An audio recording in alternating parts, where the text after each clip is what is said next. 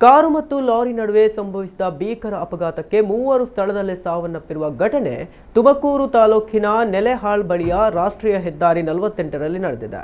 ಇಂದು ಬೆಳ್ಳಂಬೆಳಗ್ಗೆ ಅಪಘಾತ ಸಂಭವಿಸಿದ್ದು ಮೂವರು ಸ್ಥಳದಲ್ಲೇ ಸಾವನ್ನಪ್ಪಿದ್ದಾರೆ. ಓರ್ವ ಗಂಭೀರ ಗಾಯಗೊಂಡಿದ್ದು ಇಬ್ಬರಿಗೆ ಸಣ್ಣ ಪುಟ್ಟ ಗಾಯಗಳಾಗಿವೆ.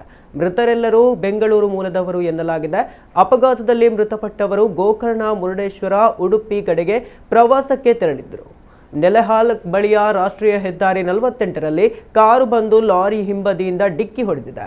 ಡಿಕ್ಕಿ ಹೊಡೆದ ರಭಸಕ್ಕೆ ಮೂವರು ಸ್ಥಳದಲ್ಲೇ ಸಾವನ್ನಪ್ಪಿದ್ದಾರೆ. ಗಾಯಾಳುಗಳನ್ನ ಆಸ್ಪತ್ರೆಗೆ ದಾಖಲಿಸಲಾಗಿದೆ. ಘಟನಾ ಸ್ಥಳಕ್ಕೆ ತುಮಕೂರು ಎಸ್ಪಿ ಅಶೋಕ್ ಕೆವಿ ಹಾಗೂ ಕೋರಾ ಪೊಲೀಸರು ಭೇಟಿ ನೀಡಿ ಪರಿಶೀಲಿಸಿದ್ದಾರೆ.